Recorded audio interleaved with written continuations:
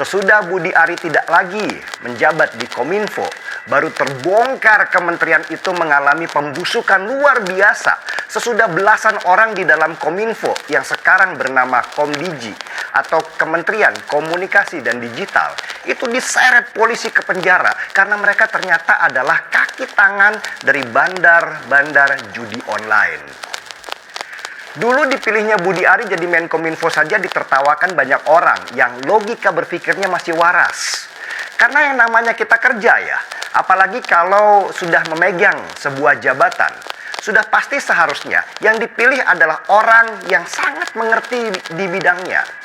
Dan Budi Ari sama sekali bukan orang yang ngerti di bidang informasi digital. Dia adalah generasi lawas yang bahkan saya yakin gagap di dalam teknologi digital yang cepat sekali perubahan dan perkembangannya. Dan akhirnya perkiraan banyak orang itu benar. Kominfo di bawah Budi Ari jadi rusak serusak-rusaknya. Kominfo yang seharusnya jadi garda terdepan memberantas judi online malah jadi sarang tikus di dalamnya. Dan itu baru berkaitan dengan judi online saja. Bagaimana coba dengan masalah data pribadi, data negara, dan semua data-data di dalamnya? Bagaimana coba dengan masalah kecepatan internet kita yang menurut data hanya ada di peringkat ketiga dari bawah di ASEAN? Kita bahkan hanya menang dari Timor Leste, negara yang baru merdeka tahun 2002, dan Myanmar. Jangan bandingkanlah dengan Singapura, diketawain Malaysia kita. Semakin lemah seorang pejabat, biasanya dia sibuk membungkus dirinya dengan jargon-jargon. Coba perhatikan saja Budi Ari waktu dia menjabat jadi Menkominfo. Penuh dengan jargon-jargon pemberantasan judi online. Bahkan Projo, organisasi relawan bentukannya Budi Ari, juga ikut-ikutan jadi buzzer pemberantasan judi online. Ribut doang di media dan media sosial. Tapi hasilnya apa? 16 orang tertangkap jadi tangan kanan bandar judi online dan 12 diantaranya adalah pegawai kementerian. Gila kan?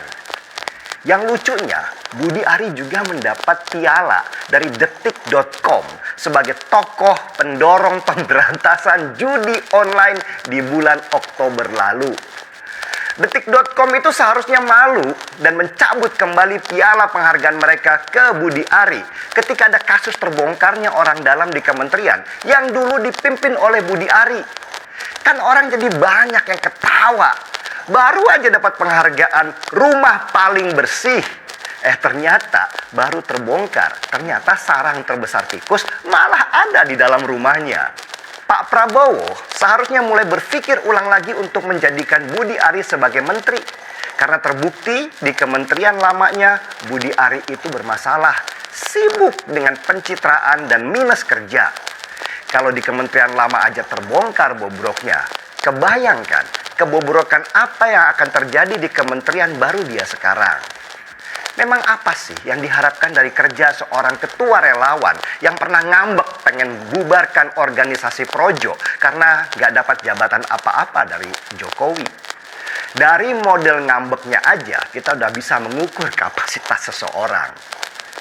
Sudah seharusnya dalam memilih seorang menteri, seorang presiden itu melihat latar belakang siapa menteri itu.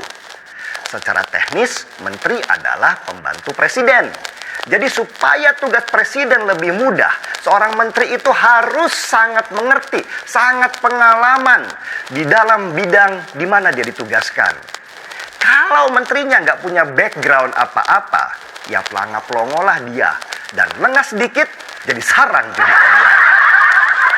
Terakhir, saya juga harus apresiasi Menteri Komdigi Mutia Hafidz yang berani membuka dapur kementeriannya supaya polisi bisa masuk lebih dalam dan tidak terhalang oleh benteng politik untuk penyelidikan.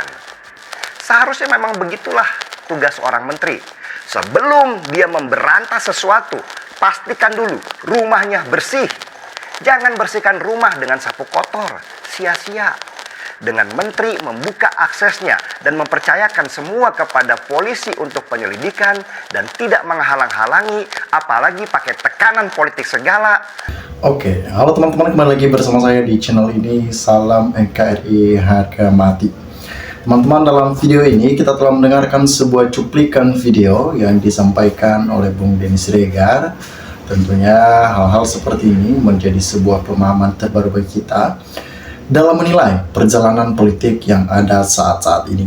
Perlu kita menyadari bahwa memang saat-saat ini negara ini membutuhkan sosok pemimpin yang luar biasa, membutuhkan sosok pemimpin yang memang mempunyai sifat kepemimpinan yang baik. Kenapa saya katakan demikian? Karena pelan-pelan kita tahu bahwa kepemimpinan seorang Joko Widodo sebelumnya ada banyak dinamika yang masih belum terbereskan di sana, teman-teman ya. Kenapa sulit dibereskan? Karena memang itu hanya fokus kepada satu titik, atau saja hanya fokus kepada mereka yang hanya ingin melampiaskan sebuah kegeraman, teman-teman ya, kegeraman. Nah, kalau kita lihat saat ini, teman-teman ya, berbagai macam program-program yang elit yang dilakukan oleh seorang Prabowo Subianto, kita tahu itu bertujuan untuk mewujudkan suatu kepemimpinan yang baik ya. Ketika ia mulai menghapus semua pinjol, mulai memberantas mafia-mafia yang masuk di dunia judol, teman-teman ya, itu tujuannya apa? Supaya tidak diuntungkan satu orang, supaya tidak ada lagi yang namanya memperkaya diri sendiri.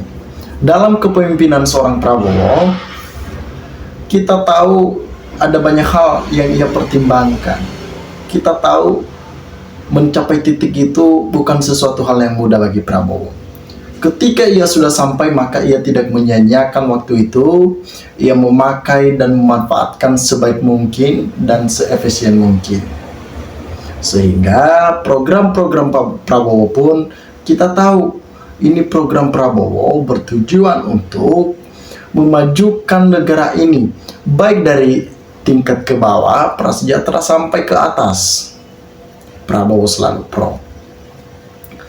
Nah, tidak lama menjabat seorang Prabowo, berbagai macam korupsi, berbagai macam bandar-bandar judi online itu ditangkap.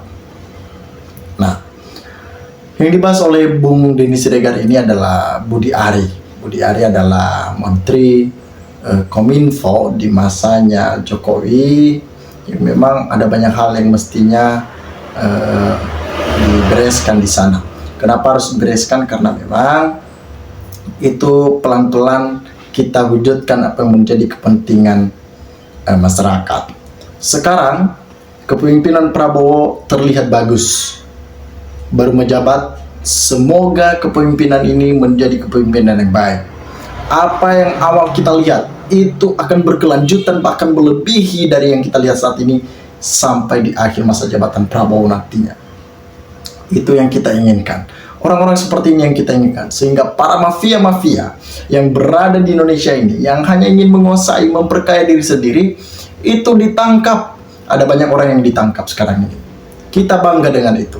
Teman-teman, sahabat-sahabat dari Lensa Netizen, dimanapun Anda berada, silakan berikan tanggapan teman-teman di dalam kolom komentar ini, sehingga kita dapat bertukar pikiran antar satu dengan yang lain lewat kolom komentar ini.